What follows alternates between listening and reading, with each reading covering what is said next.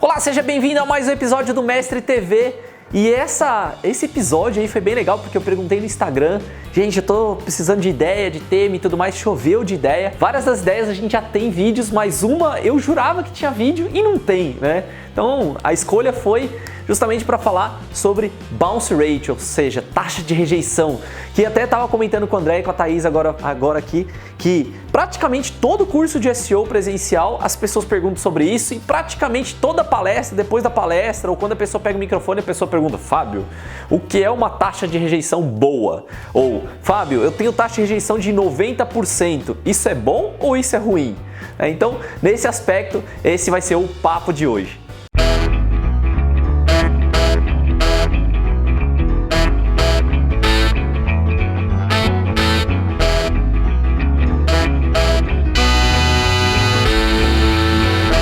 Agora que eu desenhei aqui, eu quero mostrar para vocês um pouquinho do conceito de taxa de rejeição, né? E a pergunta sempre é: será que eu tenho uma taxa de rejeição alta, baixa? Será que é bom? Será que não é bom? Mas antes disso, eu queria explicar visualmente para você o que de fato o Google Analytics entende como uma taxa de rejeição.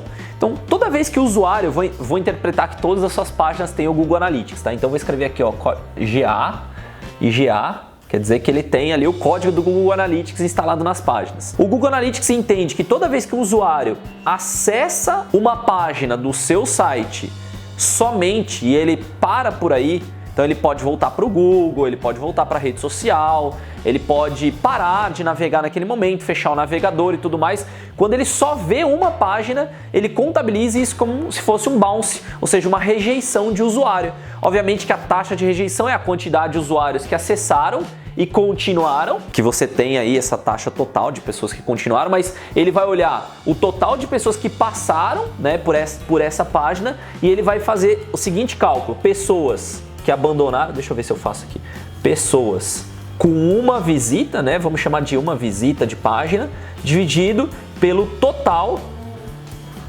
que passou pela página. Passou pela página. Essencialmente é isso, é essa divisão. Isso aqui é a taxa, por isso que chama taxa de rejeição. Nada mais do que isso. Tem o cara da corneta que fica aparecendo toda hora, ele tá comemorando, nem começou o jogo ainda. Como hoje é dia do jogo do Brasil, só pra falar pra você aqui, tá? Nesse preto e branco. Tomara que o Brasil vença, né? Se o Brasil não vencer, tá tudo bem também. Não tá tudo bem não, André, assim, não tá tudo bem não. O Brasil tem que ganhar e aí no próximo vídeo eu falo pra vocês se o Brasil ganhou ou não, né? Você já vai saber, mas aí a gente comemora junto.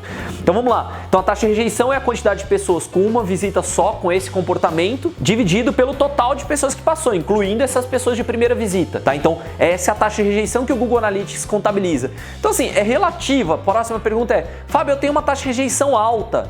Isso é bom? Depende. Depende do que você faz. Se você depende puramente, né, se o seu sucesso é de pessoas navegando em mais de uma página, ter uma taxa de rejeição alta é ruim. Né? Então, se eu olho e falo assim: eu ganho dinheiro quando pessoas visitam múltiplas páginas do meu site, por exemplo. Por alguma razão, né?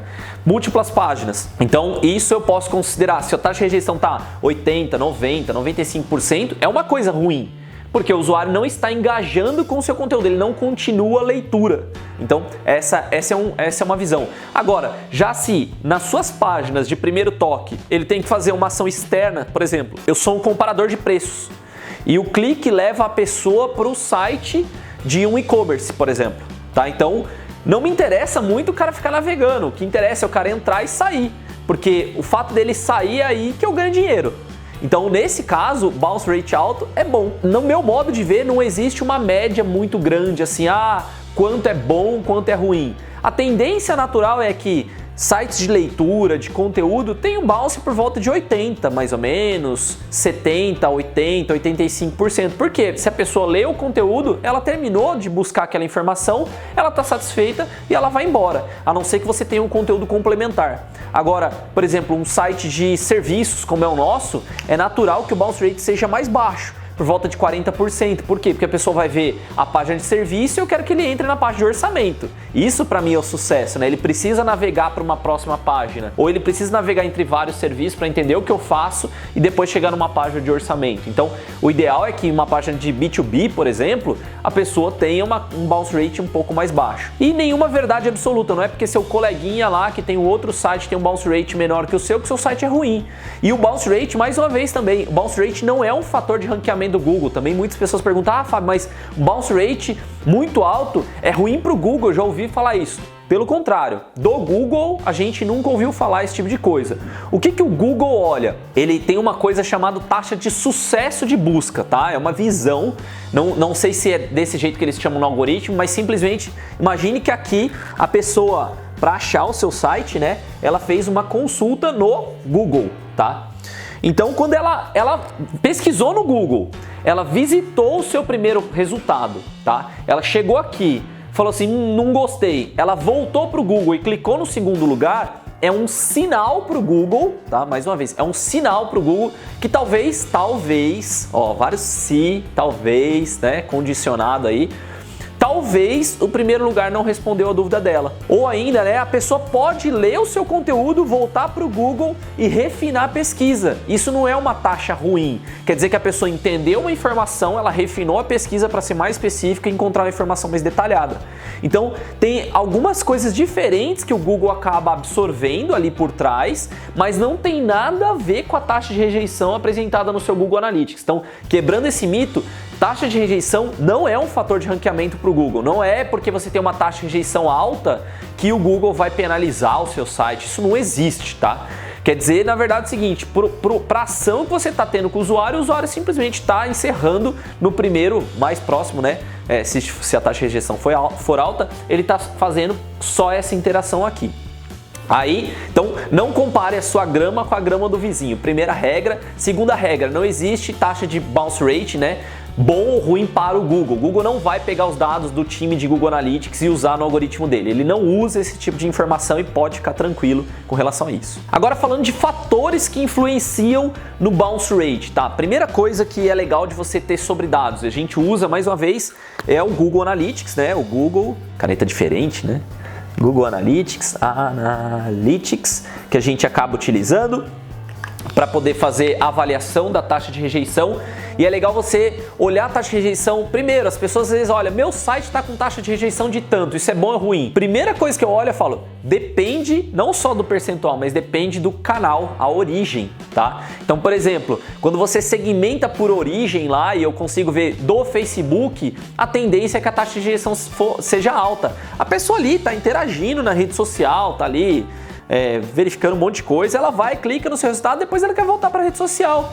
Talvez a taxa de bounce rate da taxa de rejeição de pessoas oriundas de Facebook seja mais alta do que talvez o pessoal do Google. Ou o tráfego de referência, né? Normalmente o tráfego de referência são pessoas que foram indicadas para consumir o conteúdo dentro do seu site. E aí essas pessoas podem gastar um pouco mais de tempo. Então, primeira avaliação importante é quebrar por canais. Segunda é quebrar por dispositivo. Então, às vezes o desktop, a taxa de rejeição é menor que o dispositivo móvel. Por quê? Pode ser, às vezes você tem um site que tem artigos muito longos e no celular, às vezes a pessoa não está condicionada a gastar tanto tempo ali na página, ficar fazendo scroll, lendo um grande texto. Então, bounce rate, às vezes, dependendo do site, é mais alto no dispositivo móvel do que no computador dele, na tela dele, onde ele está sentado, ele está condicionado a consumir uma informação. Outra coisa também legal de você olhar é taxa de rejeição por página. A página de origem importa, o assunto que você está tratando na página importa. E um dos clientes nossos, eu fiz uma avaliação, né, que eu costumo olhar o bounce rate, a taxa de rejeição, para melhorar o conteúdo dessa página, que eu chamo de reotimização de engajamento. Eu olho quais são as páginas com maior taxa de rejeição e eu vou tentar entender por que elas estão acima da média. Então eu pego a média, sei lá, a média é 89%. Eu vou olhar as páginas que estão lá com 95%, 97% de taxa de rejeição, porque elas estão acima da média do site. Então tem alguma coisa estranha. Não quer dizer que ela tá ruim, mas ela tá ruim frente à média geral do meu site. Eu pego essas de pior taxa de rejeição e às vezes tem problema de conteúdo, o layout tá quebrado, né, da formatação ali, às vezes o conteúdo tá muito raso, não tá bom. Às vezes tem vários fatores que só de você bater o olho você entende rapidamente. Às vezes a persuasão do texto não tá boa, o começo dele não tá bom e às vezes a pessoa acaba não consumindo a mesma informação. Outros detalhes que também importam é que, como eu falei para você, né, por padrão a taxa de rejeição é a seguinte: o usuário tem que fazer esse consumo aqui, né, fazer a primeira visita, e para você diminuir a taxa de rejeição ele tem que visitar uma segunda página. Então se não tiver link aqui, se não tiver uma referência aqui, não adianta. Então às vezes as pessoas querem diminuir a taxa de rejeição, mas não tem um link na página. Você tem um baita no artigo e não tem um link para um outro artigo que você possui. Por isso a taxa de rejeição às vezes é alta. O cara não vai clicar lá no menu, selecionar a categoria ou fazer uma busca. Isso é dificultar o trabalho do usuário. Mas se você no meio do conteúdo não tiver nenhum link para outras matérias, com certeza sua taxa de rejeição vai ser alta. E uma das otimizações que a gente faz, além de reescrever o conteúdo, é sim colocar links para outras páginas, porque aí consequentemente o usuário pode engajar com mais conteúdo, tá? Outra coisa que pode influenciar a navegação do usuário e aumentar sua taxa de rejeição é a velocidade do site. Então se o usuário chega aqui, cara, demorou para carregar, ele até carregou, mas demorou um pouco, cara, ele vai pensar duas vezes se ele vai clicar de novo. Ou às vezes quando ele clica, o site está meio lento, o Analytics, o código do Analytics nem carregou ainda, ele fechou a página e saiu fora. Várias vezes quando eu estou em rede social e eu clico e o site é lento, eu volto para a rede social. Eu sinto aquela sensação de, ah não, cara, é muito lento aqui, deixa eu voltar. Ou às vezes a minha conexão tá lenta e eu desisto de navegar no site da pessoa. Então o tempo de carregamento do site acaba influenciando em quantos passos eles querem navegar. Existem vários estudos nessa linha, eu já falei aqui no canal sobre tempo de carregamento e tudo mais, mas tem algumas estatísticas que mostram, né, estudos que mostram que quando você diminui a velocidade de carregamento do site, a quantidade de páginas visitadas dos usuários é muito maior. Tá? Então a velocidade de carregamento acaba influenciando se o usuário vai continuar de fato navegando ou não no seu site. Outra coisa legal também é o layout, né? Então se o layout não estiver claro, por exemplo, eu já vi vários sites onde o link não tem um underline embaixo dele, ou o link está com a mesma cor da fonte do texto. Então como é que o usuário vai saber que lá tem um link para ele poder clicar? Né? Às vezes é uma falta de otimização de visual mesmo, de usabilidade, para deixar mais claro para o usuário onde ele pode clicar para continuar navegando. Ou às vezes o layout quebra para dispositivos móveis, não funciona bem no celular. Você ainda carrega aquela versão mobile, né? aquela versão desktop, né? Antigona de, sei lá, 2007, 2008, e o usuário vai ver e vai falar, putz, cara, eu não vou continuar navegando aqui porque eu vou ter que ficar dando zoom toda hora. Eu lembro enquanto o site da Mestre no ano passado a gente não tinha mudado para a versão responsiva, a nossa taxa de bounce rate era quase 95% para dispositivos móveis. Quando a gente virou para a versão mobile, caiu para 40%. Cara, uma diminuição aí de 95% para 40% só porque eu mudei o layout, só porque eu me adaptei ao usuário. O usuário agora conseguia ler informação no meu site e eu só fiz uma mudança de layout, não mudei conteúdo, não mudei nada. Então foi um jeito de me adaptar para o usuário. E essa é a visão da taxa de rejeição. Eu espero que com esse vídeo aqui tenha sido mais fácil de você entender como funciona a taxa de rejeição e o que você pode fazer para influenciar ela positivamente, ou seja, diminuindo a taxa de rejeição e deixando seus usuários muito mais satisfeitos.